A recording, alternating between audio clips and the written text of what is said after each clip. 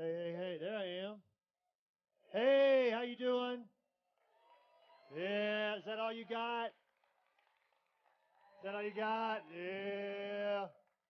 Welcome to DCC. So good to have you with us. You know, September 28th last year, I preached a sermon that rocked my world. Unfortunately, it didn't rock anybody else's. I preached a sermon. I told the story of a guy, or part of the story of a guy that I had read his book about 2 or 3 weeks earlier. His name was Jay Redman. And I didn't know how that was going to rock my world until later that week I got an email. And I got an email from, oh, there I go. I got an email from a lady in our church who said, hey, we love coming to DCC, and I always love those kind of emails, so feel free to send those. Even if you don't go to church here, you can send those to me. But I got this email, we love coming to church, and so I read through the email, and I think, oh, this is so nice. Her name is Nicole. She and her husband, Jack, go here. It gets to the end. It says, P.S., Jay Redman is my nephew. And I was like, no, beep, and way. I got on the phone. I called one of my best friends, one of my elders, Mike. I said, you will not believe this. Jay Redman's aunt goes to our church, and maybe we could get him here. And all that to say, tonight's a dream come true. I get to spend some time with Jay today. You're in for a real treat tonight. As you hear him speak and hear his heart and his passion and his story, it's all amazing. And then at the end, we're going to take a little bit of time to do some Q&A. So real treat there. So you got questions, start dialing those up right now. You can get to hear from Jay a little Q&A. But let's start the night off with it. Oh, before I do this, if you are in the military, you've been in the military, or you're going to be in the military, in other words, Air Force Academy, all you guys, would you please stand? I want everybody, let's honor these people. Let's honor these people. Yes. Louder. Yeah. Heroes. Way to go. So honored. Thank you. We are so honored. We are so honored to have you here tonight and so honored to be in your presence. Let's start the night out with this.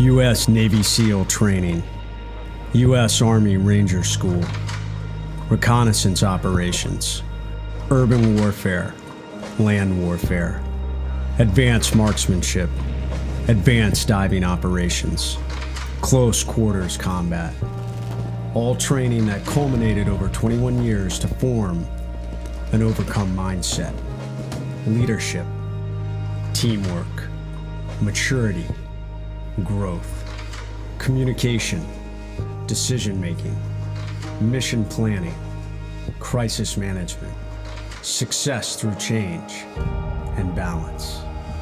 Peacetime and combat deployments to South America, Afghanistan, Iraq.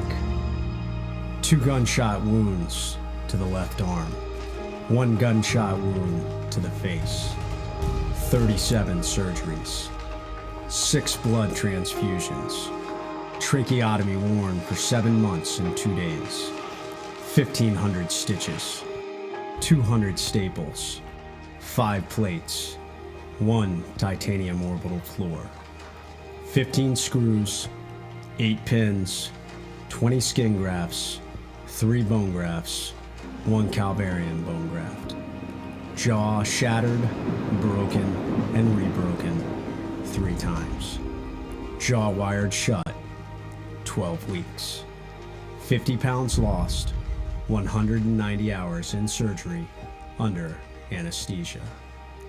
Despite all that I have been through, it made me realize some critical things about life.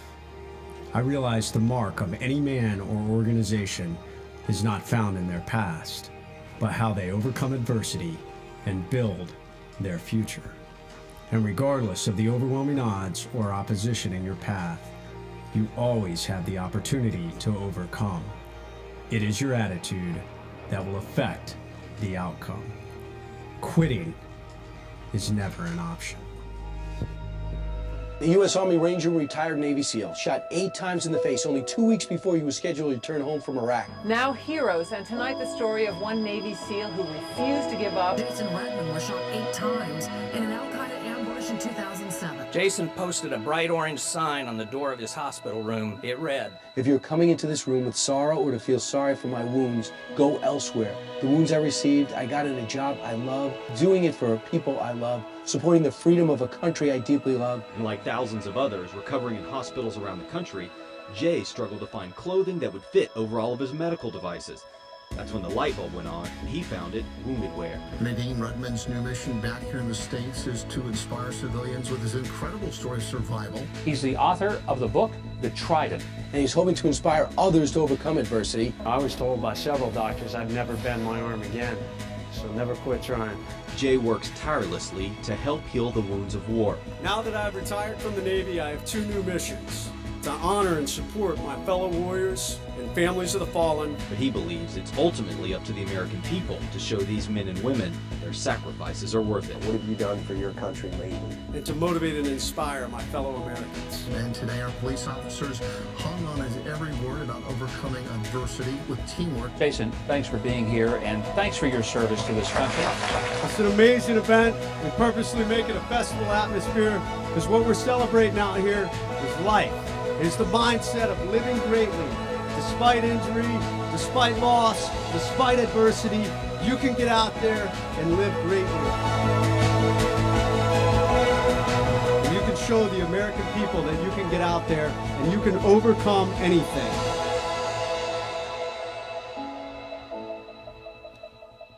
Discovery Church, how we doing tonight?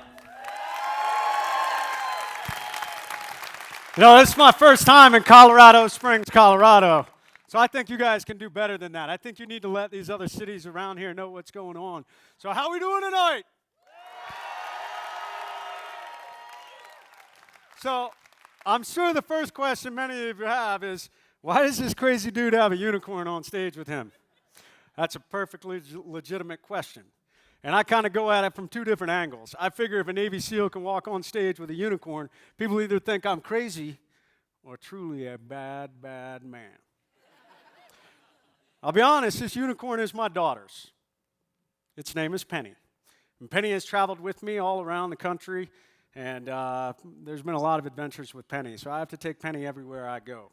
So tonight, I brought Penny on stage, and I am now recording all you fine people. Here's Penny. I want everybody to say, hi, Penny. All right. You know, I sometimes wish that I had Penny back when I was kicking down doors. Because I'll be perfectly honest, I think if I ran in a door with a rifle and a unicorn, there would be terrorists that would poop their man dress because they wouldn't know what to think. So, unfortunately, Penny wasn't with me. You know, I am so blessed. I have served, you know, all over this country and all across the globe. And I've had thank you. Hang on, it's my turn to talk about you guys for a second. But I appreciate that. You know, I have worked with every branch of the military. Special Operations Forces, we're such a joint unit now that I truly have worked with every branch all over the world. So I want to take a second just to kind of recognize all our different branches tonight. So I'm gonna start off with one of our oldest branches, and that is the United States Army. If you were in the Army, I want to give you a big shout out. I have much love for the United States Army. I've worked everywhere with you guys. I have served with medics and Green Berets and U.S. Army Rangers. I myself went through Ranger School. Rangers lead the way. Hua? I learned how to say that in Ranger School. Hua, Sergeant. Which is really kind of a strange word, because Hua and Sergeant, like they take all the letters out. But I salute to my Army guys. So where are my Army guys in the house tonight? Who was over here that just gave that thunderous hua? I think I heard it was you. Yeah, here, come here. Here, I got a book for you.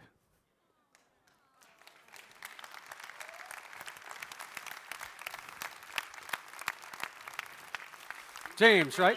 Cool. All right, thank you. Amen. Rangers lead the way. All right, where's my fellow sailors? Go Navy, let's beat Army one more time. What is it, like 13 times in a row? Hey, Air Force, sorry. But I tell you what, man, it was such an honor to serve in the United States Navy. Actually, one of the personnel that I actually worked with years ago is here tonight. And I have worked with some of the best intelligence specialists and CBs and supply personnel and admin personnel and fellow teammates and EOD and ship drivers. So to all, where are my sailors? Sound off. Thank you guys for what you've done. Now next, I have a special place in my heart for this next branch. I honestly think if I hadn't been a SEAL, I probably would have joined this branch because these guys are just some ferocious fighters. I had the honor to fight with them in Fallujah. I cleared an entire city block. I did several missions with these guys. They are hardcore, hardened warriors. There's a reason they call themselves the Devil Dogs. They're like a ferocious dog on a leash just waiting to be let off. And that is our United States Marine Corps. So we got any Marines in the house? All right. Do I have any Coast Guard personnel in the house tonight? Chirp, chirp. And believe it or not, the Coast Guard does a lot more than what people think. I actually did quite a bit of boarding stuff, working with the Coast Guard, and then I set up a counter-drug school down in South America years ago, working with Coast Guard personnel. So there's a lot they do that the average American doesn't realize. So give it up for the Coast Guard. All right, what about my National Guard, Air National Guard? We got any guardsmen in here? All right, thank you guys. You know, I have a lot of respect for our citizen soldiers that are going over there with the Guard. You guys have been called upon in this war so heavily, deployment after deployment. Many of the times that I worked with you over there, you guys infilled me. You guys were flying missions for us. And you guys didn't have all the training sometimes that we did, but you guys still got the job done. So I salute you and I say thank you. Where's my guardsmen tonight? All right. And last but not least, so my sister is an Air Force officer, and I always used to give her grief. I always used to pick on her, and she'd say things to me like, when I went through boot camp, and I'd be like, summer camp. And I used to heckle her a lot. But I tell you what, I have so much respect for the United States Air Force. I'm going to tell you right now, and I'm going to talk about this a little bit later tonight, I would not be standing on this stage if it wasn't for the U.S. Air Force.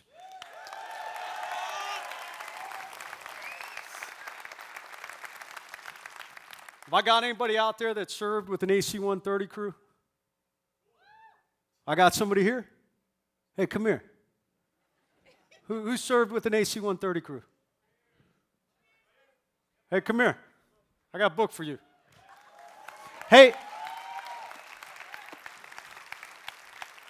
And you guys that I gave these books, come see me because I'll sign them. I know the author. I'll talk to him. It's all good. Thank you. What groups you work with? 193rd Special Ops Wing. Nice. Thank you. So my team and I would not be here today if it wasn't for that gunship that came in that night. And like I said, we'll talk about that. Those jets that they fly, the TACPs that I worked with, the PJs that I worked with, those guys were amazing.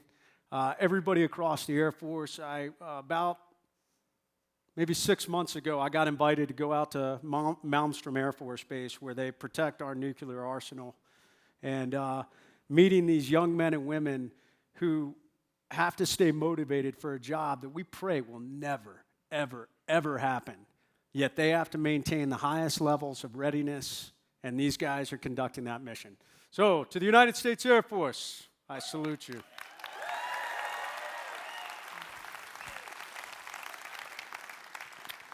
All right, that's all I got. Yep, thanks for coming. All right, who here has had a bad day?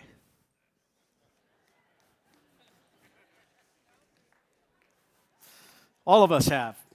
You know, my definition of a bad day really kind of has a different feel to it now. But everybody in life has had a bad day. You know, life is defined by the ups and downs. You know, life is not, as some kids want to believe, this, you know, merry yellow brick road that we go skipping down into the sunset. Life's hard, and you have good days and bad days. And you will have bad days that become catastrophic events in your life. And I talk a lot about catastrophic events to people. And I define a catastrophic event as a life-changing event. And it can be as small as suddenly you find yourself without a job. Now, when you lose your job, that's a big deal because you're like, well, how am I going to continue to pay my bills? How am I going to continue to take care of my family? But in the grand scale of things, losing your job is small on the catastrophic scale. And when you ramp that up all the way to grievous personal injury,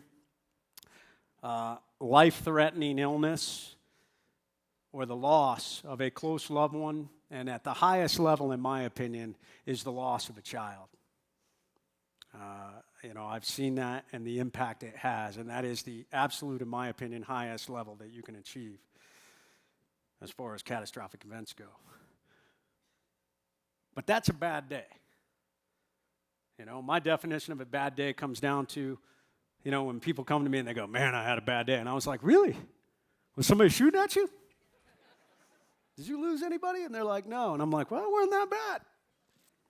So I'm going to tell you about my bad day. It happened just a little over 8 years ago in the Anbar province of Iraq. And many of you, because there's a lot of military members in this audience, remember the Anbar Awakening. And really, it was a big slugfest in Iraq. You know, from the time we went in there, we pushed through Fallujah in 2004 with that first big battle, and definitely we lost a lot of guys with the Marines and the Army. I don't have anybody here that was in that battle, do I? Battle of Fallujah? Just a slugfest. I got friends that were there. In 2006, we pushed again. And that second push really drove a lot of Al-Qaeda insurgency up into the northeast, into the Diyala province. But what became their new hotbed was a location called, you're going to laugh at this, Karma. Bad Karma. And Karma became a real hotbed for us. When my platoon got there, in 2007, in the spring of 2007, the Anbar Awakening was really underway. It started in the fall of 2006, and the Iraqis said, hey, you know, we've had enough. You know, the Al-Qaeda is 10 times worse than the Americans. You know, we want to start working with the Americans. And that's what really started to turn the tide for us in Iraq. And it became some very, very heavy fighting. Chris Kyle wrote about he was on the very beginning of the Anbar Awakening in Ramadi in the summer of 2006, and we were on the tail end of the Anbar Awakening when I got there, when my task unit got there in April of 2007. And just a violent time. So my task unit got in country, and I wasn't even there yet. Our first wave had gotten there. One of the first things that occurs is a lot of times with military units, we do what's called a turnover op. It's no different from anything else you do in life. You know, when you have somebody that's taken over a job from you, you try and train them up on what you're doing and tell them all the little intricacies of doing your job. And for us, turnover ops were when the oncoming platoon or task unit would come in, or troop. They would shadow that person. So your assault force commander would have a fellow assault force commander shadow him. A turret gunner would have a turret gunner shadow him. Likewise, and so forth. So on that very first mission of our deployment, our guys went out and they conducted their very first mission in Karma. They'd been really hitting most of Fallujah for the time that they'd been there. And we didn't realize what a hornet's nest we had stirred when we went in there. And we were going after the number one Al-Qaeda leader in Iraq, part of his cell. And this guy was a super bad dude. He was directly linked to the killing of multiple coalition forces all through the Anbar province, sniper attacks, multiple IED cells. In the fall of, I think it was in the spring of 2007, they managed to down a Marine Corps CH-46 helicopter, which thankfully they were coming back from a mission and they didn't have a full crew, but all the crew members on board that helicopter were killed. So needless to say, our team went in there on that mission, and it was, they wanted payback. And unfortunately, they walked into a hornet's nest. And right off the bat, when they made entry on that building, we had 2 SEALs immediately shot up. One of my guys was shot up through a window as they were moving, and one of our Iraqis was killed. Clark Swedler was instantly killed, and a friend of mine, a chief, was shot up, hit 27 times between fragmentation wounds and bullet wounds. So needless to say, this is how our deployment started.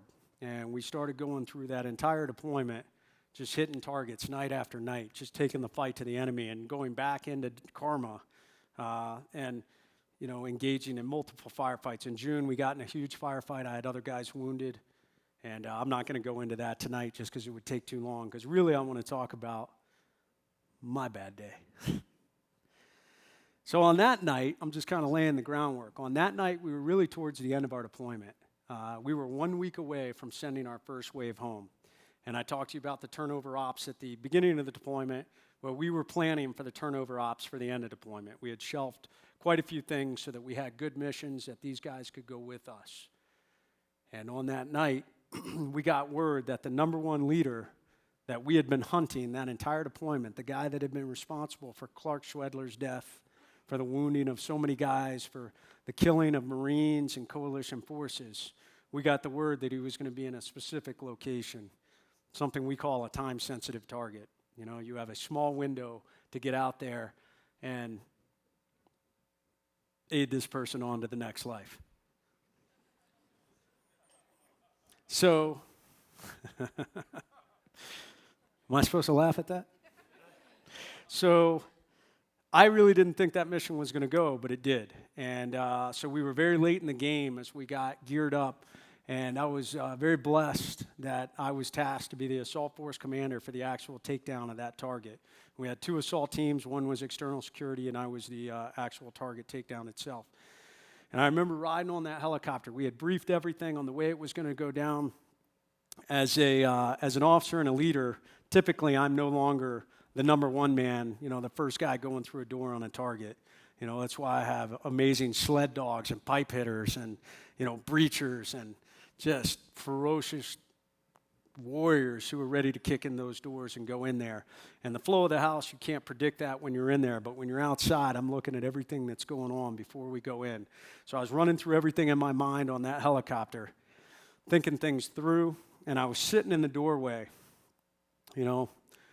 feet hanging in the breeze, feeling like a cool guy, except thinking about the fact that I was getting ready to go into a firefight that potentially could end my life. And it was a very high level of stress we were going in that night. The intel reports told us that this guy had a security detail that almost every one of his guys wore suicide vests, and they had trained so that if anybody got close to their leader, they'd clack themselves off.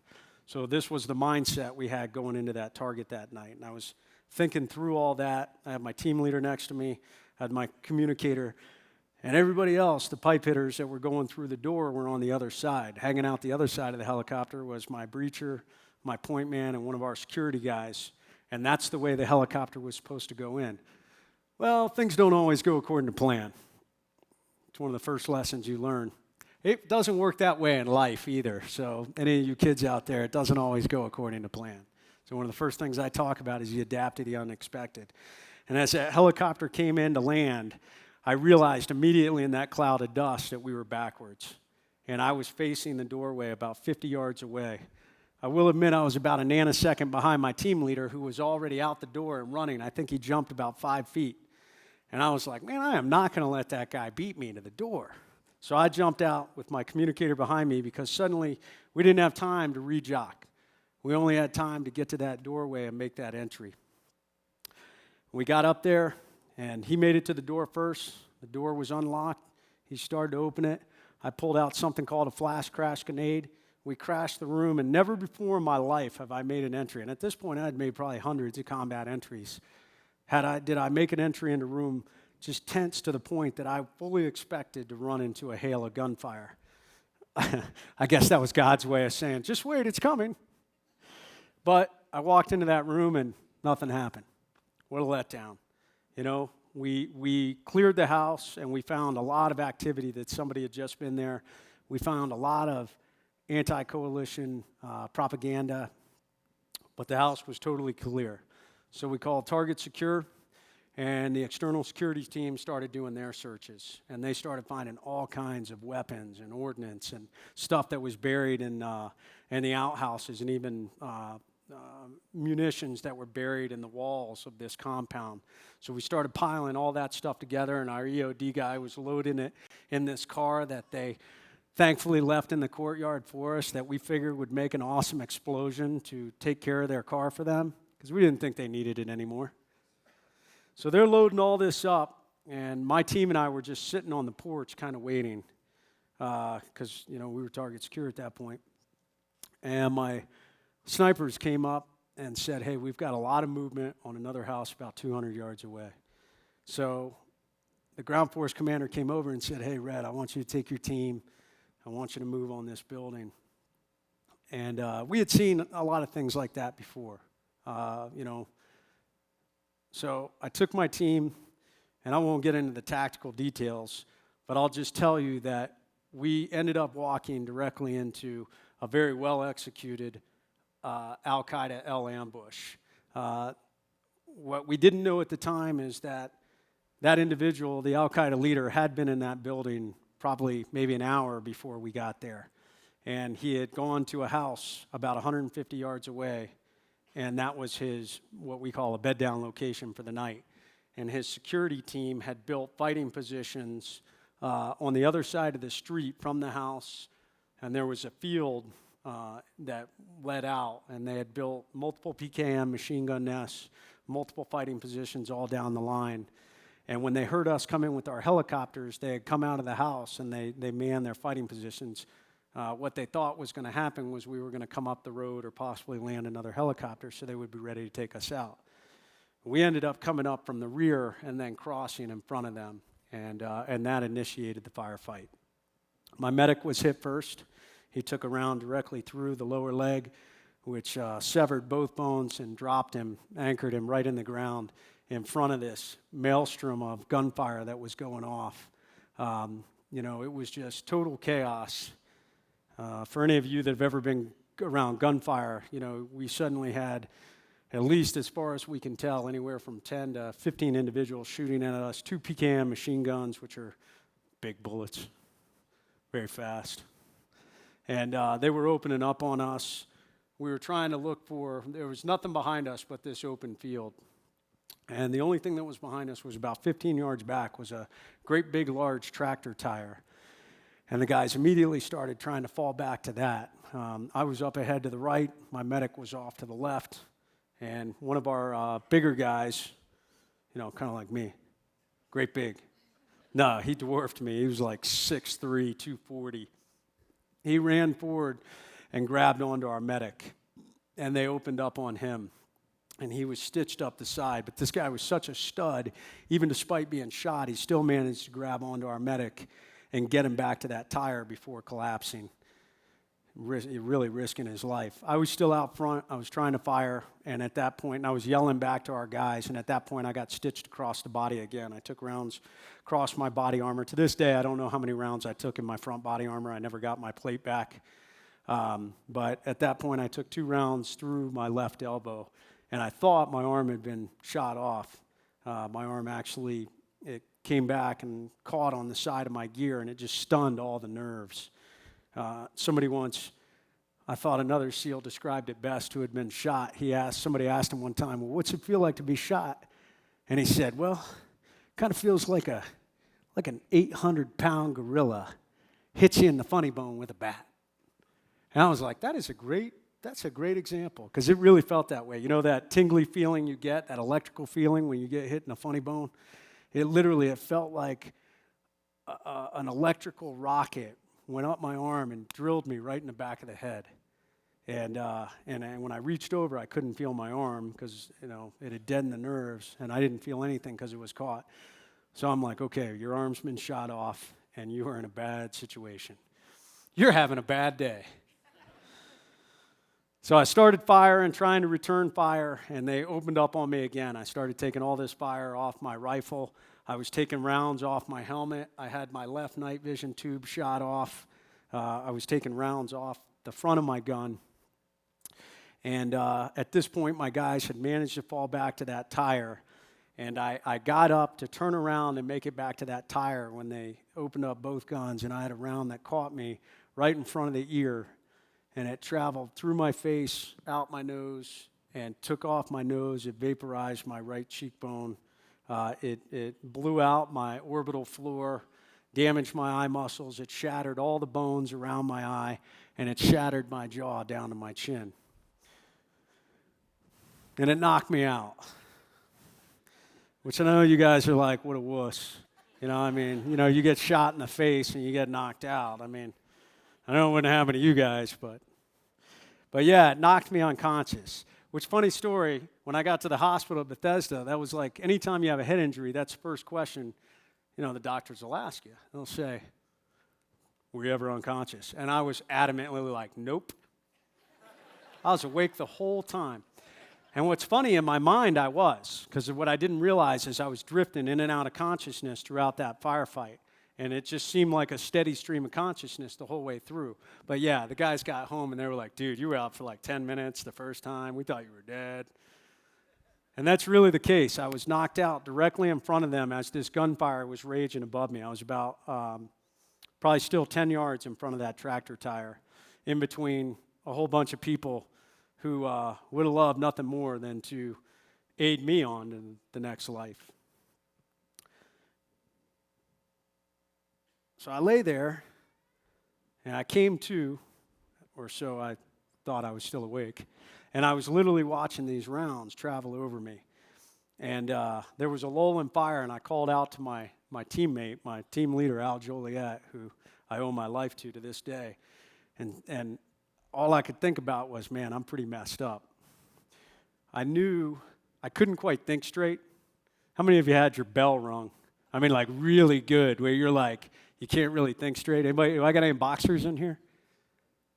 Yeah, I mean, when you get punched real good, you know, you're kind of like, my name's Red Jason Man something, you know? The thoughts don't quite link up. And that's how it was that night. I knew there was something wrong, but I couldn't quite put my fingers on it. And I called out to Al. All I could think about was, hey, man, I need a medevac. And I said, how long to the medevac? And at that point, the enemy opened up on me again because they heard me talking.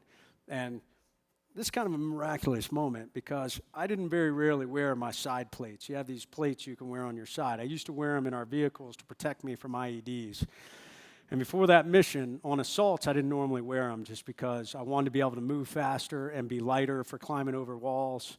And on targets, typically I had the mindset they're either going to be shooting me coming at them or moving away from them. You know, but we had the latitude to do that. On that night, I wore my side plates. A little voice as we were going out on that target was like, put your side plates in.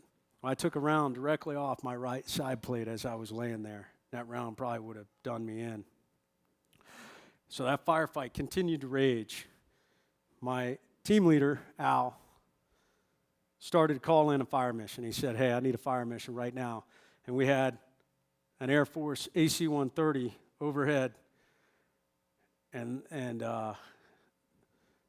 that platform is amazing. For those of you that don't know what the AC-130 gunship is, it's incredible. It is this 4-prop airplane, pretty large.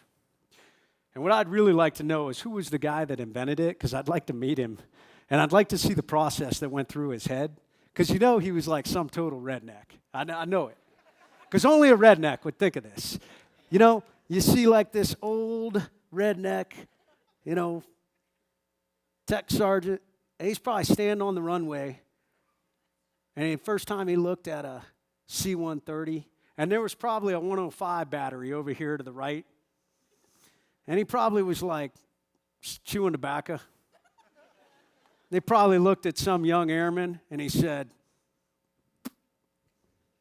you see that there plane? That airman was like, roger that. He goes, you see that there 105 howitzer? And he's probably like, yes, yep, absolutely. He's like, I'd like to take that 105 howitzer and I'm going to put it inside that C-130. And the airman was probably like, whatever. And he's like, but wait, there's more. He's like, not only am I going to put that howitzer, I'm going to put a 40 millimeter Bofors cannon. And he's like, and then to top it off, I'm going to put a 25 millimeter chain gun that'll spray out about 6,000 rounds per minute. And then somebody else, probably a little smarter than him, said, well, let's put an amazing targeting system on here that can cover a football field in about a minute. And that's exactly what they built. And it is one of the most formidable platforms for our ground guys and our special operations forces. There are so many guys that are out there that owe their life to that plane, and I'm standing here tonight because of it.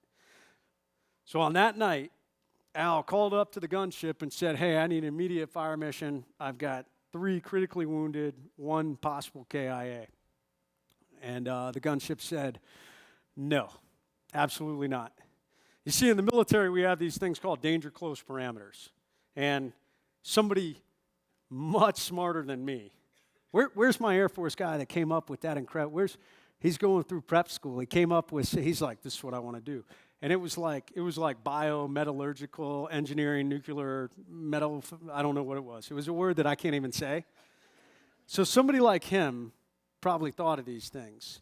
And these danger close parameters basically mean that they took bombs and ordnance and they would drop it and they would measure how far the fragmentation would go out. And they would create these rings. And we in the military learned that when we're calling in ordnance, we have to be outside these rings to make sure that we don't have any friendly injuries, any friendly casualties. Well, on that night, we were way within the danger close parameters for that gunship. And they were like, not only no, but heck no. They were like, if we bring that fire mission in, we're probably going to kill you guys. I mean, literally, we were almost calling that mission in. I was only 45 feet. I was pinned down from a machine gun that was only 45 feet that comes spraying me. So that's about from here to, I think that's Mike standing up. No, it's not Mike. I'm sorry. What's your name? Let's tell everybody about you. What's your sign? Okay. Do you like long walks on the beach? So that gun had me totally pinned down, and the gunship was like, there is no way. We could not bring that in. They were like, you're going to have to figure out a way to fall back. And my team leader was like, that's probably not going to happen. He's like, but I'll see what I can do. So they continued to engage the fight. Now, mind you, he's coordinating the medevac, which is standing by for us to clear this firefight. He's coordinating with our other guys that can't come in yet until we can at least get a handle on the enemy. He's coordinating the gunship missions, and he's running the guys on the ground, the firefight on the ground. Because, I was the loser laying on the ground, drifting in and out of consciousness. Yeah, quitter. So the second time he calls a gunship and he's like, you got to bring this fire mission in. And they're like, no can do. They're like, we will kill you guys. So on the third time he said, listen, if you don't bring this fire mission in, it ain't going to matter. He's like, there's going to be anybody left. He said, I'm running out of rounds. He said, we've got no place to go. We got nothing but an open field behind us. He said, I got 2 able-bodied guys in a terp and 3 seriously wounded. I mean, it's not like we can shoot and move. He's like, you got to bring this mission in. And the gunship said, okay, but we're putting the onus on you. If we kill you guys, you're accepting full responsibility. So in the middle of the firefight, they're like having this conversation, He's like, okay, roger that. And he coordinated that firefight and brought it in. And truly, it saved our lives. And I remember laying there as the first rounds came in, and that was a 25 millimeter cannon that hit the ground directly in front of me. And it makes this awesome sound. It's like, brrrr. And then it hits the ground, and literally that many rounds hitting the ground, the whole ground shook, and dust came up. And they aided these guys on to the next life so they can find out what's there. I'm betting. Anyways, I won't even get into that. Bottom line is, I owe my life to that moment. And I owe my life to that AC-130 gunship. To this day, that's the closest fire mission that was brought in the entire Iraq War. And they're now teaching those tactics to young TAC-Ps and JTACs down at the school because of the way my team leader conducted that mission. When I came to, the next thing I knew, they were trying to get me up to get me on the helicopter, and I said, okay. And my buddy started to drag me, and it really hurt. And I said, stop doing that. Just let me get up. So I got up under my own power, and I still thought that I had lost my arm. And for some reason in the middle of a firefight, because, in my mind, all jacked up, this made sense, I took my helmet off and set it next to me. Because, this is your life-saving piece of equipment. It may save your melon, which I'd already been shot once in. So this makes a lot of sense for me to take it off and put it next to me. But I knew I had taken it off. So I got up, and I said to Al, I was like, all right, just let me get up. I'm like, grab my arm and grab my helmet. And I, trucked it over to the helicopter and got on under my own power. And I got it into my mind. How many of you guys remember that show, like Baghdad ER? You remember that? No, it was a real show. It was amazing. I watched it back in the day. But I remember this statistic that they gave during that show. The medical staff they're truly some of our best trauma surgeons in the world have come out of this war. And they had our medevac capabilities in our caches there overseas to the point that if you showed up with a pulse, you had a 97% chance of making it.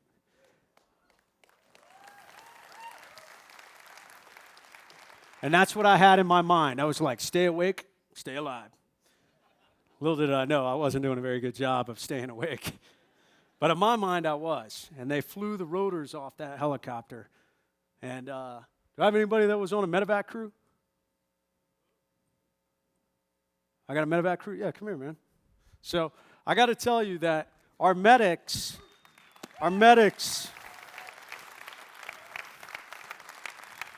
hey, thank you, brother. Hey, our medics are some of the unsung heroes of this war. Our medical staff, our doctors, the nurses, our corpsmen, our medics. A lot of our wounded warriors, and some of our brave heroes get credit.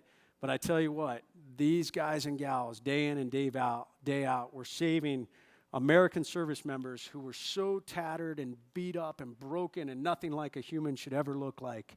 And they were getting in there and saving us, and I owe my life to these medical professionals. So if you were a medic or a medical staff, please stand up. I want to just say thank you.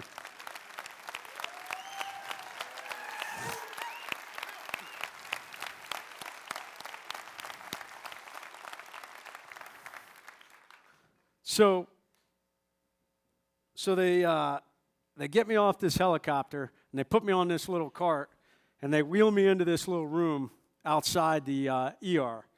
And one of the first things they do when you're over there, they got to cut all your war fighting gear off you, your knives and bombs and bullets and things that us snake eaters like to carry, because they don't want the medical staff to get hurt. Obviously, they want all that stuff off them so they can immediately go in and do what they do best, saving our lives. And so I remember the tugs, they're cutting all this off. I'm still thinking to myself, stay awake, stay awake. They get me in there, and I remember, it was almost like this, these bright lights over my head. And I remember all these people rushed around me. I had people all around me, and they're barking orders, get this, get that. And I remember thinking, all right, you can die now, and they'll save you. And I started to let go. And there was a girl over on my left side.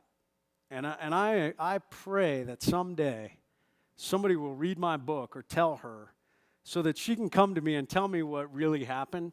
But I'm going to tell you how I remember it.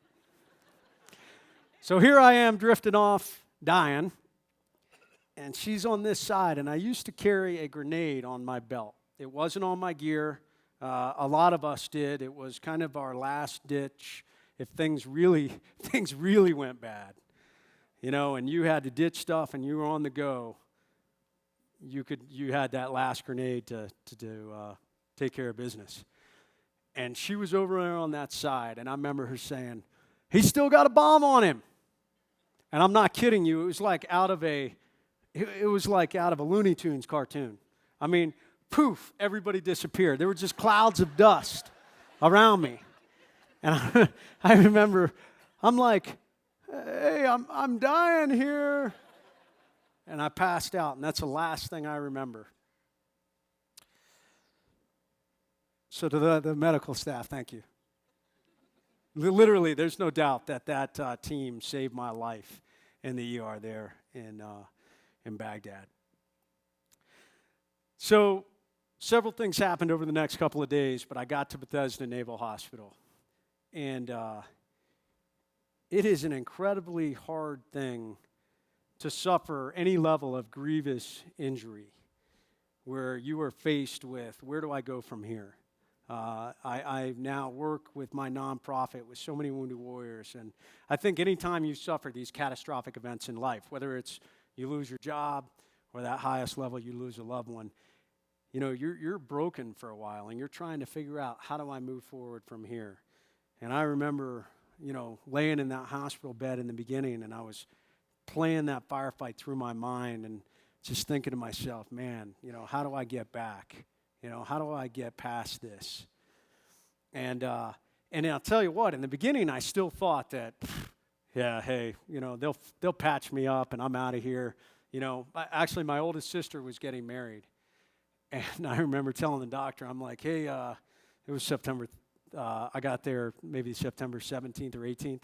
And I remember asking the doctor, I said, so I got a wedding to go to on like October 24th, so how fast can you patch me up and get out of here so I can do that and get back to the fight? And she was a young doctor, and I remember like her face kind of turned totally white and kind of like, and she was like, Lieutenant, we're talking years to put you back together. And I think that was the first time it set in how bad my injuries were. And it's easy to feel sorry for yourself in those moments. It's easy to turn inward and start thinking about, oh, woe is me. But other people feed off that.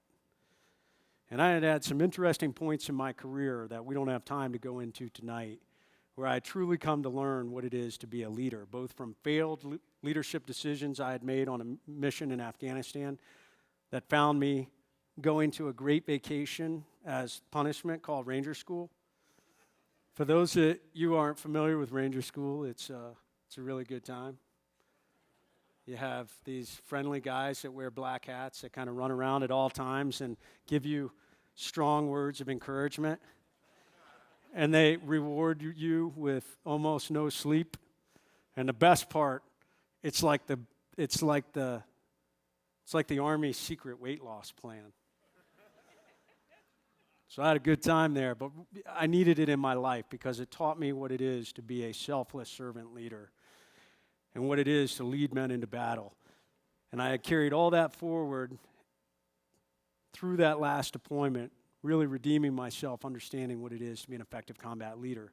And it suddenly came full circle to laying in that hospital bed. And one of those things is, I truly believe that you can lead from any situation. And that moment became pretty clear to me when in the beginning I would have these young, all around me, I had these young Army warriors, Marine Corps warriors, a couple Air Force warriors, and at that time, we didn't have any other Navy wounded warriors in the wounded ward at Bethesda. But these young warriors wanted to come meet this Navy SEAL. You know, it's a soft thing, whatever it is what I thought. You know, I thought too highly of myself. I came to find out they wanted to meet me because I'd been shot in the face. And here are these guys that are missing limbs. Some of them are burned. A couple in there had traumatic brain injuries.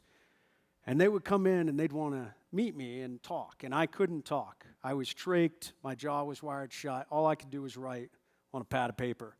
And they'd come in and just jabber-jawking away. And they'd be like, wow, you know, so amazing. And I'd be like, what are you talking about? You're like missing 2 limbs. And they're like, yeah, but you got shot in the face.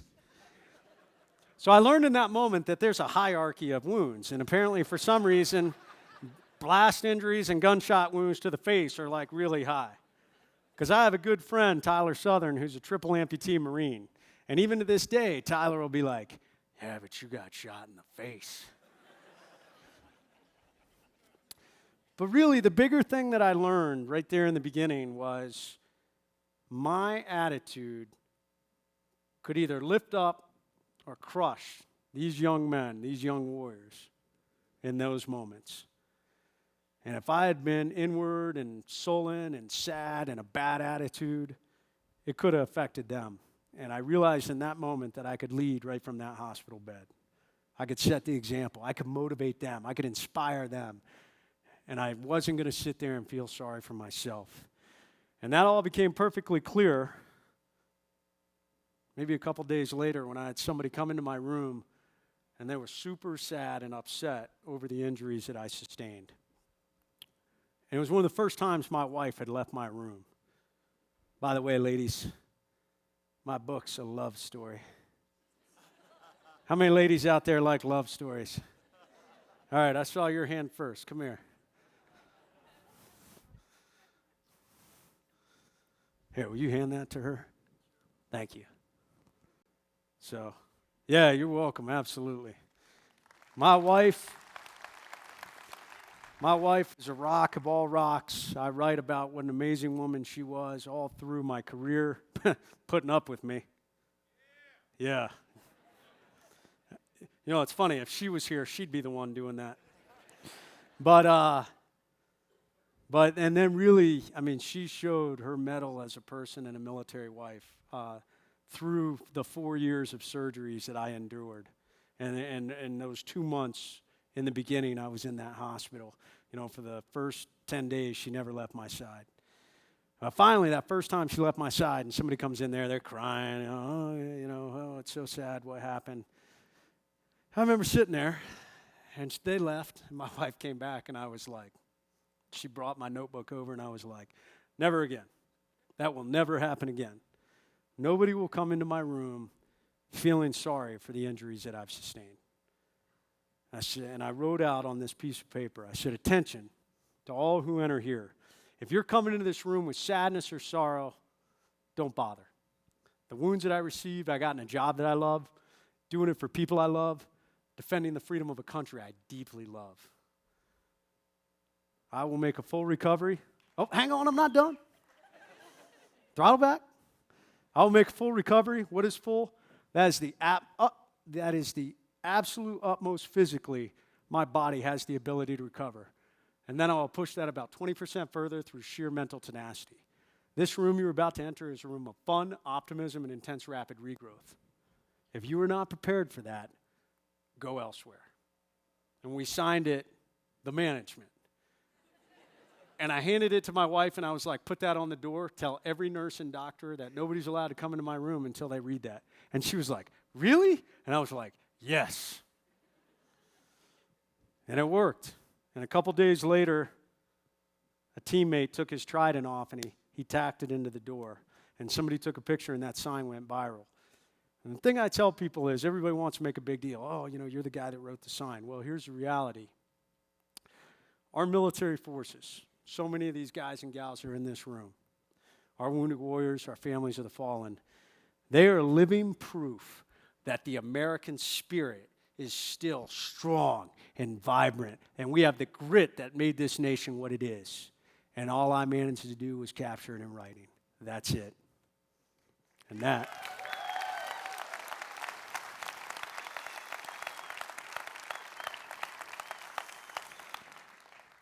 So what did that create? Well, it created the overcome mindset.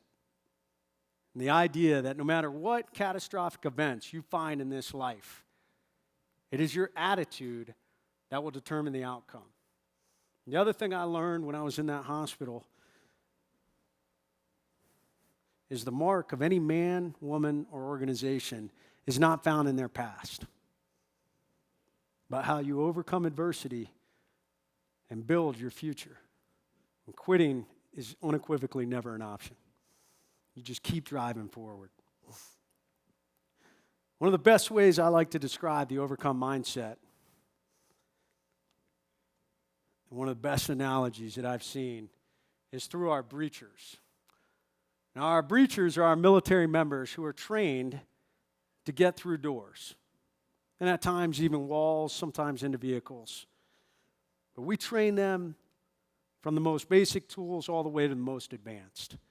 And the first thing they learn is the basic Those are our basic tools. It's like sledgehammers and Halligan tools that they can crack open doors with, bolt cutters. And of course, those things are heavy, so new guys have to carry them. Here you go, new guy, carry that on target. From there, they start learning how to use some of the next level of tools, which are quickie saws for cutting through metal and grates, which is thermobaric torches for cutting through steel, and my personal favorite, chainsaws. And in training, we had to learn how to take a chainsaw and cut right through a door. And I always thought that was the most amazing thing, because it's like Texas Chainsaw Massacre. And we never did it on target overseas. The doors just weren't quite like they are here, the wooden. But I thought, how amazing would it be if you actually took a chainsaw through a door and suddenly you ran into a room with it? I mean, could you imagine? I mean, even better yet, like a unicorn in a chainsaw. That'd be incredible. But our breachers, from there, then they learn how to use explosives. And they are some of the world's experts on how to utilize explosives to get through all kinds of things. Everything from reinforced concrete to how to get through certain levels of doors and how to do it so the fragmentation doesn't come into the room and injure the people that are in there. But the number one thing that we teach our breachers, we can teach them everything about all their tools, explosives, chainsaws. We teach them that there is no door or wall that they cannot get through. We teach them you will find a way either over it, around it, under it, or you will figure out a way how to explosively go through it. But no matter what, we are getting to the other side. That is the essential element of the overcome mindset. And if you can apply that to anything in your life, if you can get that mindset that I don't care what adversity comes along, I don't care what catastrophic event I occur, I'm going to move past it. It may take me a while to go over it, under, around it, and sometimes I may just have to blast right through it, but I will get to the other side. It may not always be the end state that you think is where you should be, but you will find success out there as long as you do not quit. It is the relentless mindset to get up and place one foot in front of the other with everything you do. That is the overcome mindset. I want to close with 6 tenets that I now live by, and I close my book with these tenets. And I'm getting ready to turn 41. Relatively young, but I tell you, I feel like I've lived about 2 lifetimes. God has blessed me with a second chance. And when I wrote the book, I looked back and I tried to say, what are the crucial things that I've learned over this career, from almost crashing and burning my career and being kicked out of the military and having to humble myself, to leading these some of the most amazing warriors and working with some of the most amazing military forces, working with some of the best leaders this government has produced, or this country has produced. So I boiled it down to 6 basic things. And the number one, and it dovetails right nicely into that overcome mindset, is overcome. It is my motto. It is my mantra. I believe you can have anything in life. You may be blessed to be a leader. You may be blessed to be an effective member of a team. You may be incredibly intelligent. You may be blessed with a lot of money. But if you don't have that tremendous, tenacious will to overcome, at some point you will fail. Because when it gets really hard, you're going to quit. You're going to stop trying. When the things get hard, and to a normal man or woman that says, quit, turn around, go back. Things are getting hard. You're not going to make it. That's when you really got to drive through. I love the saying, for many of you that have ever read The Alchemist, I love the saying, it's always darkest before the dawn. And those with the overcome mindset know that. Because at your hardest points, at your weakest points, when everything in you says you should quit, those are the times that you got to lean forward into the storm, because you're going to get to the other side. Second one, you got to live greatly. We truly live in one of the greatest countries in the world. And the number one things that make America what it is are freedom and opportunity. And so many people let those things go by. So many people have dreams and they never go after them out of fear. And the number one thing is fear of failure. I don't want to go after that because I may not make it. I may fail. Well, so what? Dare greatly. Because you're going to learn more out of your failure that's going to make you better and set you up for greater success than you are if you never try. And instead, you'll walk through life wondering, what if? You got to live greatly.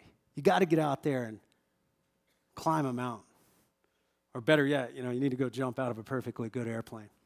Why? Because it lets you know you're still alive. Number 3. You got to love deeply. We live in a world now that's driven by this. I saw an image the other day. It was like the modern American family, and it was a whole family sitting on the couch, and everybody's doing this. And it's taking away our interaction with people, and it's just a distraction. Technology is great, but it's also a distraction. And I tell you, so many people squander the personal relationships they have, their friendships, their families. And I can tell you right now, when I was laying there dying, and I knew that I was going out, for anybody in here that's ever come close to dying, I mean, literally, if there's any doctors in here, they'd probably give you some medical analogy of this. But I can tell you, as I lay there dying, my body was shutting down. And it got to the point where I remember I was trying to move the fingers on my right hand, and I couldn't move them. And the world was closing in. It was darkening. And it was in that moment I said, okay, this is it. This is how I'm going out. And I didn't really like that. Because in that moment I thought about my wife and kids. And I thought that I was never going to go home and see my family again. I thought I was never going to walk my daughters down the aisle. I wasn't going to be able to teach my son how to be a man, how to be a good American. I sure didn't think about, boy, I wish I had studied more tactics, or I wish I had shot more. I sure didn't think about, I wonder how my truck's doing, or my motorcycle. I didn't think about how much money was in my bank account. All I thought about were those people that I loved. The only thing you will have left in the end is the relationships you forged and sustained in this life. What number am I at? 4? Yeah, number 4. You got to stay humble. I didn't have time to get into it tonight, but arrogance almost ended my career. As young men and women, it's easy to get into certain positions. You find success. It's easy to get a little enamored with yourself. And I definitely was very enamored with myself when I was younger. I was very arrogant, and I carried that forward through my career. Smart enough and good enough to excel, but it almost cost me my career with my own arrogance and a bad decision I made on a mission that really culminated with a lot of prior decisions. Pride has destroyed more men, women, and organization than all wars combined. Stay humble. Be a servant leader. Number 5, you got to lead always. Every one of us in this life is a leader, whether you recognize it or not. You're a leader as a mom. You're a leader as a brother or sister. You're a leader within your group of people. Or you're a higher leader because you truly lead something. But we need more leaders in this country. I believe we are at a time in our nation where we are starving for leadership, conviction, accountability. We need people to step up and be leaders. And it starts with you leading yourself, and it starts with you being a leader with the people around you.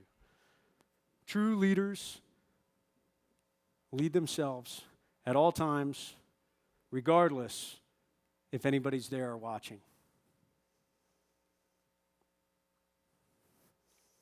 A strong leader can truly make a difference. A team of leaders can create massive long-term effects. And I truly believe a great team of leaders with a dynamic, selfless servant leader can change this world. Lead at all times. The last one, live a life with no regrets. We're always faced with opportunities, different decisions, whether, do I get the fat pill Starbucks or do I get the little skinny Doppio? That's a simple decision.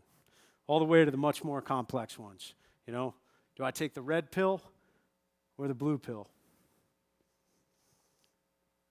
All of us have made those decisions that we look back on and we're like, God, that was stupid. Or even harder decisions where we look back on it and it caused a catastrophic event in our life.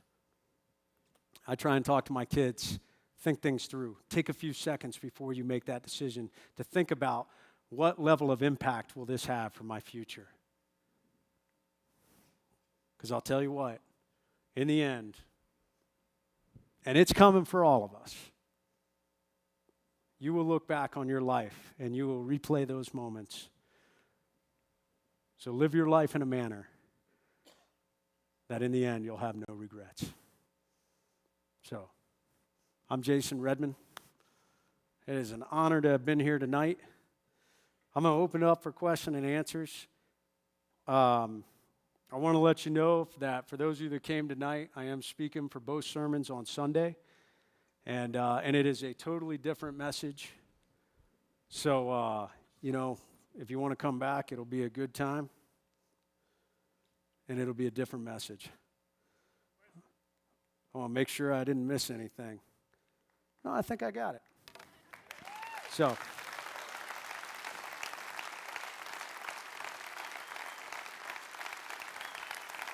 hey, no need to stand up. Thank you. You don't need to stand up. I appreciate it.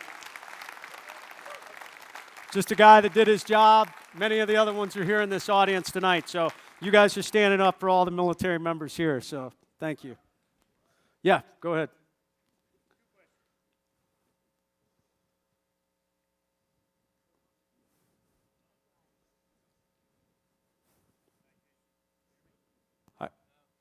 I can hear you.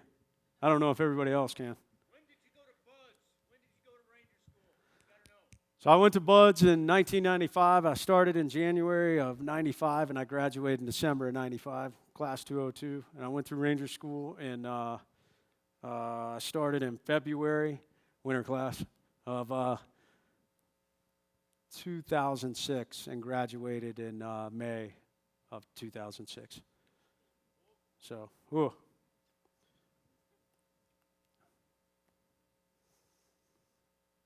I love it when there are no questions. That means I answered everything. So good. Oh, man, you just threw that off. I was feeling good about myself. You're good. I had a question. Did you ever interact with any symptoms of PTSD, and how did you overcome them if you did? So myself. Is that the question was, did I myself? I myself did. Unequivocally, and I have a lot of friends that do. War is a horrific thing. It really is.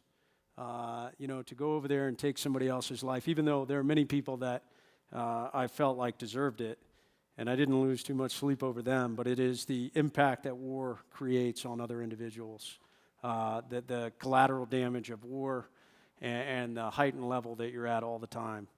And there were many nights for the first couple of years I did not sleep, and super heightened anxiety. I went to Disney World with my kids maybe 3 years after I was wounded and I had to leave. And I wanted to kill this guy, literally, who didn't get his french fries fast enough and started ripping into this 16-year-old girl behind the counter. And I was so angry, I literally was like ready to kill him, and I had to leave. So I think it is a very difficult thing that our warriors are coming home with. And it's going on for ages. I think for the first time we're starting to recognize it. Now, I will say this. I think there are individuals out there, and this may be an unpopular thing to say, but I don't care, that I think there are individuals out there that use it as a crutch. Hey, I have PTSD, when really they don't. So it is trying to figure out, hey, what really is bothering you and how can we fix it? and individuals who may try and use it as an excuse. So how did I overcome it? I started helping other guys, and I think that was cathartic. I started telling my story over and over and over again, and I think that helped. I did different treatments. I have a good friend of mine, the guy that got shot up 27 times, who I always tell him he stinks because, I got hit at least 8 times that we know of, and that's pretty good bragging rights, and then he gets hit 27 times, so I no longer have bragging rights. Thanks. But he came out and was like, hey, I really struggled. And I think that's important that some of these younger warriors and even older, more seasoned warriors can see guys who really are at the tip of the spear to say, hey, look, we have issues too. And we work at it together to find a solution. We need to support these guys. Suicide, we're losing 22 vets a day to suicide. The majority of those right now are coming from the Vietnam War, but it is escalating with our Afghanistan, Iraq veterans. And they need to know that that's not the answer, that there are solutions. My son is a freshman in high school, JROTC, and at first he said Air Force, and something changed, and he is thinking maybe Navy SEAL, maybe Marine, maybe Ranger, maybe all the things that So advice to me as a mother whose son wants to pursue what it is that you've done, I see it in his face when I told him, tell me why. I need to know why.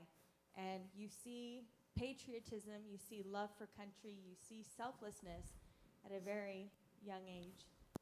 What advice would you give to us? Encourage your son to follow his dreams. There is, we need men like this. We need warriors. King David was an amazing warrior. And I just think that we need to encourage individuals who are willing to follow that path to go after it.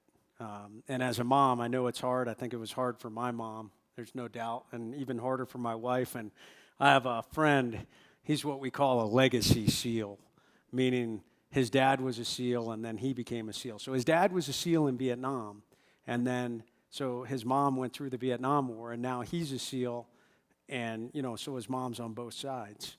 And, I think what's going to happen is going to happen. You just, I truly believe that. And in war, what happens, happens. I know guys that have been in amazing engagements, and literally they had bullet holes in their clothing, but they were fine. And there are others, so you have to accept. And here's one of the other things I'll say with special operations. And we have some of the best training, equipment, assets in the world. And trust me, we go into every fight we can, stacking the deck as well as we can. So, if he makes it through the training, he's got that on his side. So I would say, Mom, say, hey, go after it, and I'll be proud of you. And my only advice to you and to any military wife out there, when he's gone, don't watch the news at all, period. I'm serious. My wife didn't, and I know so many wives who drives themselves insane because every time they see something that happens, their anxiety level goes through the roof. So you're better off, find a hobby, do something, don't watch the news. There you go. Perfect. Hey, before I forget, so where's my Aunt Nicole? So it's my Aunt Nicole's birthday today, so we all need to sing her happy birthday. So she turned 35 today, I believe. So, ready? Happy birthday. Happy birthday to you. Happy birthday to you. Happy birthday to Nicole. Happy birthday to you. I meant to do that earlier and I forgot. Sorry.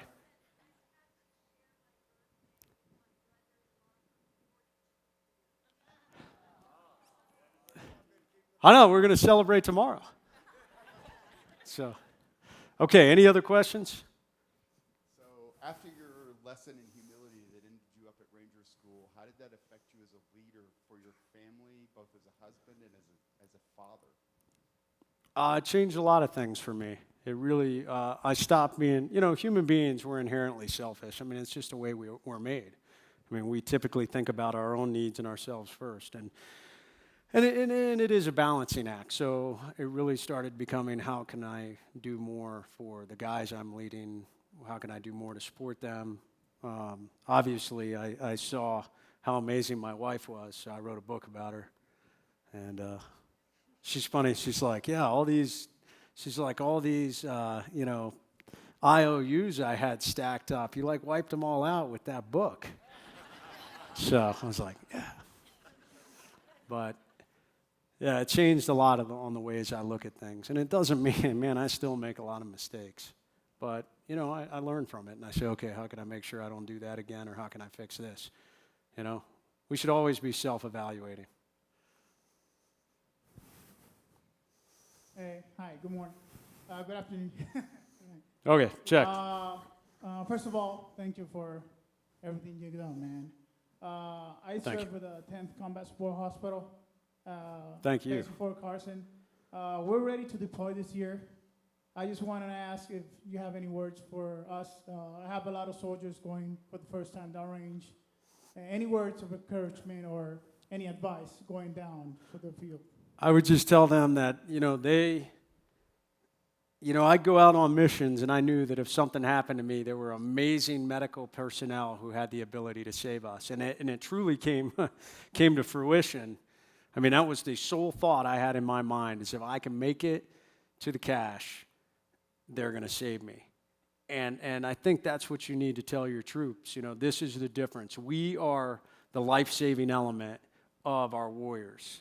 And they're out there taking the fight to the enemy, but the job you guys do is so absolutely critical because it allows us to fight hard and do the job that we're trained to do, because we know that we have this incredible medical support system that can bring us home, and I'm living proof of it.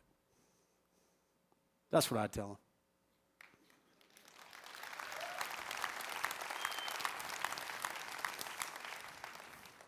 Well, obviously, with the extreme injuries you've experienced in your life, you probably live day to day with pain. How are you overcoming that pain? I try and push through it and work out, and some days are better than others, and stay active. And the doctor said, I've got some arthritis in the arm. Life for me is about perspective, though. When I start having pain, I look at my buddy Tyler, who's missing 3 limbs. I look at my buddy Mike Schlitz, who's 95% of his body is burned, and he's missing both arms below the forearm. So I have a little bit of pain, and I'm like, I'm okay. So I think if you can look at life from everybody, somebody always has it worse.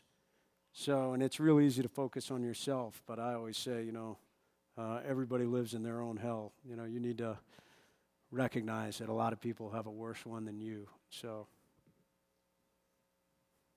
Why did you become a Navy? Over here. Where are you? Waving my hand. Okay, over there. Thank you. Why did you become a Navy SEAL? Because we're the best. Oh, sorry. It's funny. When I was younger, my whole family comes from the military. My both grandfathers fought in World War II. My dad was in the Army, and ultimately, and later, like I said, my sister joined the Air Force. My brother was a Marine. We are like the joint family. We have to have one of my kids join the Coast Guard. But I don't know. I guess I was about 14. I originally wanted to be a Ranger and a Green Beret, and my dad had worked with some SEALs going through jump school, and I had lived in the Virgin Islands for a while, so I swam a lot. And he was like, "Man, you swim, and you want to do this," and he's like, "You're kind of crazy." He's like, "You'd fit right in with these guys." And I started researching them, and I kind of set my sights on that, and that was my goal. And all our SOF forces are truly amazing. I mean, anybody that ever wants to become a member of SOF, I mean, our forces, from the Green Berets to the Rangers to our Air Force Special Operations community, of course, to the SEALs, and now MARSOC. I mean, you can't go wrong with any that you're going to go after. But you should go SEAL. No, I'm kidding. Yeah. Two questions. First, son of a Navy guy. He's been First one's free. Second one, it costs you. I appreciate that. My stepdad spent 30 years in the Navy, and he suffers from PTSD. Just wondering, how can we support those that suffer from that and help them deal with this as a family member and as a friend and things like that? And also, for us who don't serve, how can we better serve our country and be a selfless leader, like you say? First question, I'd look for, a support group in the area. I mean, are there, is Veterans of Foreign Wars or the American Legion or even the VA? I mean, getting around other guys who have been there. I mean, no offense to any civilian, but I can sit here and talk about a firefight, and to a civilian, it's mind-blowing to think about. But somebody that's actually been there, they feel it, they relive it. And you can share those moments if they're willing to. And even if he's not willing to get around other guys like that, I mean, there's a connection there. And I think that's probably one of the biggest healing things that you can do. You don't have to serve in the military to serve this country. I think a lot of people, I meet so many people that are like, oh, I never served. Well, what else are you doing for our nation? I believe being a good citizen and giving back and voting and making sure that your children understand the sacrifice that built this country into what it is, all the way back from the Continental Army, a bunch of ragtag farmers and merchants with pitchforks who rallied behind Washington and froze through Valley Forge and still stood up to fight one of the greatest, militaries of that time. And it's carried forward today, from communism or from fascism to communism. Now we're fighting terrorism. So explaining that, hey, don't take your freedom for granted. I mean, it is such a precious thing.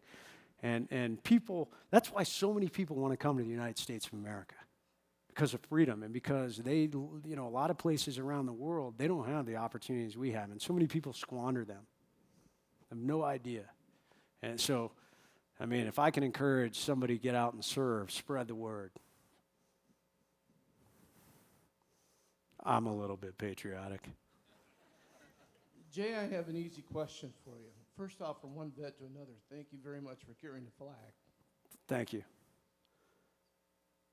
Based upon your journey and the roadblocks in your life, what point did you say your faith grew? Before or after? Oh, unequivocally after.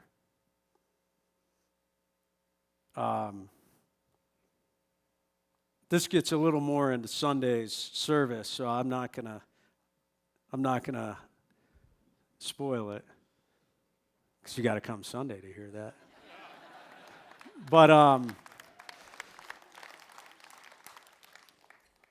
I'll just say that I was raised in a Christian home, and I think it's real easy in the military, especially in a special operations group, to buy into the idea that there's, I don't know, to make excuses for not living a Christian life. And I definitely bought into that hook, line, and sinker. And it was some of those moments on the night that I was wounded, and even after that, that started to change my views and very much changed my outlook on faith. Check. See you Sunday.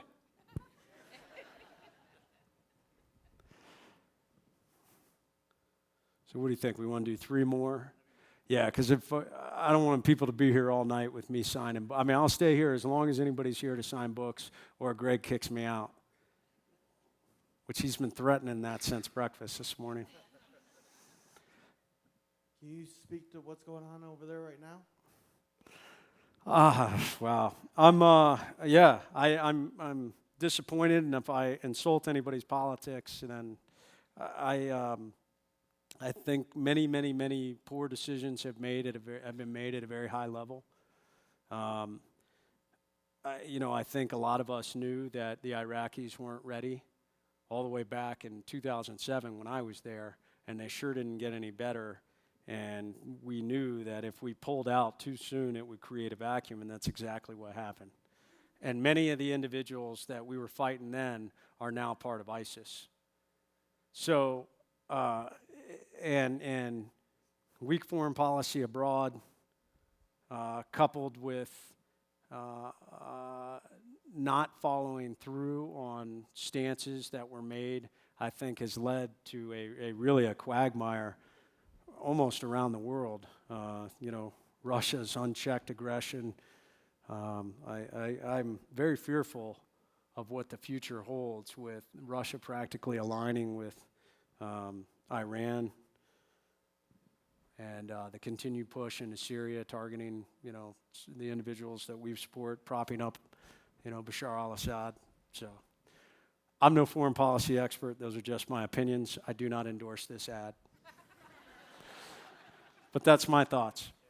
So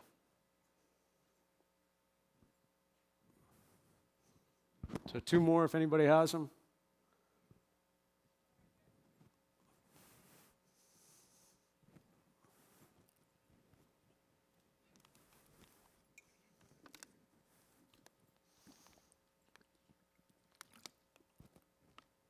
Hey, thanks, Jason, for showing up tonight and giving us some words of encouragement. Appreciate that. And then read the book Extortion 17, Betrayed, I believe is the name of the book, concerning the SEAL that was killed in the, I think it was an H-46 helicopter, written by the father. Yeah, Billy Vaughn. There, thank you. Do you have any added information on where that's headed? Has anyone given any more answers to the questions about what that entire operation did or did not do? It's funny. I'm an advisor for a group called Concerned Veterans for America, and Karen Vaughn, Aaron's father, is an advisor also, and her and I have had long discussions on this. People want to buy into conspiracy theories, and unfortunately, I kind of buy that is a conspiracy theory. The idea is, and the basis premise of this book is that information was leaked that led to the shoot down of that helicopter because it happened to have, SEALs on board and this and that. But here's the reality. War stinks, and guess what? The enemy gets a vote. Those who understand, are you military? Okay. So have you, I won't even ping on you, I'll just talk about everybody. So, when we conduct operations, especially when we're flying in on a target, flight paths are established on where we're going to fly into, because of course there's all kind of, it's no different than here in the United States when we have aircraft that are flying over, they have flight paths and routes that they're going to take. We do it in combat also. The margin of error of that flight path is huge. We're talking probably half a mile. So for an individual to shoot down a helicopter with an RPG and know ahead of time, it's so astronomical. You're talking, 1 trillion to 1, that they would be in that flight path at the right time to be able to shoot that helicopter down. So the other thing, the argument was, why did we put all these SEALs on one helicopter? Well, I hate to tell you, there is not an unlimited resource of special operations helicopters overseas. I wish there were. But the reality is this, that we get the job done. And on that night, there was a call for a QRF, and those guys decided to answer that call. They weren't operating. And they said, hey, what do we have? And they had, I think they weren't guard. Were they guard assets? Yeah, it was a guard helicopter, Extortion 17. So that was their asset. And they piled on, and they went out to take the fight to the enemy and support their brothers, because it's what we do. And, the enemy gets a vote. And on that night, they flew over a helicopter, and the Taliban and these guys have gotten pretty good at targeting things with RPGs if they're in the right moment. And in my opinion, that's exactly what happened. They had no idea what they were shooting at. It was a helicopter. They had no idea who was on board. They hit the lucky shot. And it sucks. I had a lot of good friends on that helicopter. But That's war, unfortunately. So anyways, I told Karen that. And I said, I love you. I loved Aaron. I said, but I don't believe in your story. So. Okay, last one, right here in the back. I wasn't going to ask a question, but thank you.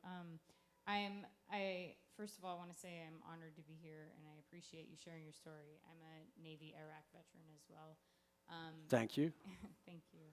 I work at a vet center, so I work with veterans who are struggling with post-traumatic stress symptoms, TBI, etc. So my question to you is, I often get the question of, I have all my limbs, I wasn't shot, I'm doing okay. People that are struggling with survivor guilt, but also have a lot of internal conflict and wounds, what would be your advice to them? You know, I think the invisible wounds of war are 10 times worse than the physical. Because of the demons that climb around in your head, you can't fight them off. You can overcome, the injuries that I sustained, I overcame. Tyler, Southern, we've jumped. Tyler's now got, 15 jumps. Go look at a video of a young, amazing warrior named Todd Love. Todd is a super high amputee, what we call a disarticulate amputee. He's almost at the waist. And he lost a hand right below the wrist. Todd's qualified skydiving now. He's jumping on his own. He actually was in my video, if you remember. He's a guy I was pushing in the wheelchair. But Todd, amazing video. You can overcome the physical injuries. It's the mental injuries that are the toughest to overcome. And people don't, people can't see your scars, because they're internal. So I think they need to accept that their injuries are as real as any of the other ones that are out there, but also to not allow it to become an excuse.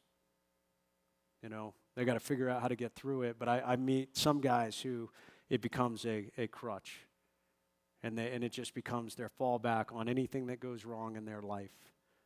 So,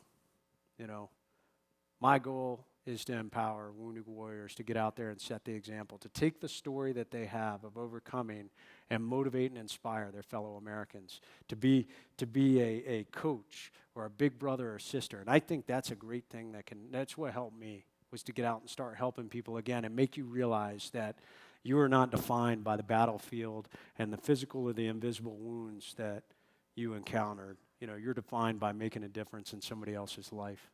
So.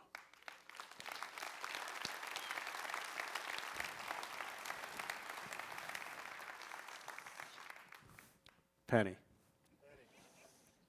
All right. Let's give it up for Jay one more time. What do you say? Thank you, my friend.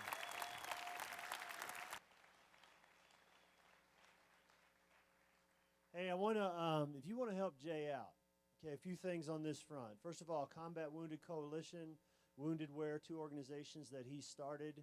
Hit their websites, cool stuff, cool ways to help them there. I want to put something on the screen right now. We've got, Steve, can we throw that up? There it is. Vote for Jason. Jason and his not-for-profits are up for an award that could help them financially, help them move their mission forward. You can go there and vote for Jason. He's kind of out in front in his category right now, but if he gets to, I think he's number 2 overall, and he's a SEAL, so he's got to win. So if he can get to the front, though, lots more in the way of financial contribution is going to come to his not-for-profit. So you can go on and you can vote for him every single day. And he said the thing that we could do here that would excite Erica, his wife, the most is if we could get him 500 votes. We can get him 500 votes. Erica's going to be really pleased with all the people in Colorado Springs. So I think we can do that. So write that website down. Go ahead and hit it on your phone right now. Go ahead and start voting for Jason now. Then you can vote once on every device every day. So let's do that. That's a way to help Jason. Listen, if you could come back Sunday, we'd love to have you. We did this tonight for you. We don't want anything from you. In fact, we have some chicken sandwiches left, so if you want to take one home, all right, you better get there fast, but there's some left out there. Our people in our beer booth are going to be there if you haven't used your 2 punches tonight, and if you can talk real nice to them, well, we won't get into that. So So, but we'd love to have you back on Sunday. Jason speaking 9 and 11, totally different talk. But here's the thing. If you're not up for that, it's like, it's church and that's weird and all that. Okay, I want to give you another alternative. In 2 weeks, we're going to do something else for this community. Last year we had about 5,000 people show up for this. This is a family event for you and your kids or your neighbors and their kids. I just want to give you like a 1-minute peek into what this looks like. So check this out.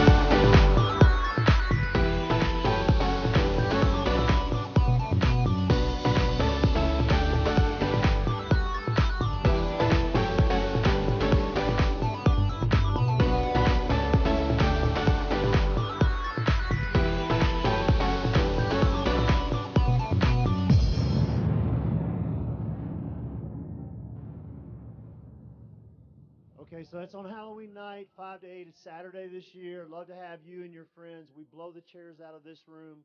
We actually set up a little area right here for parents to sit. There's like 6 giant inflatables in this room.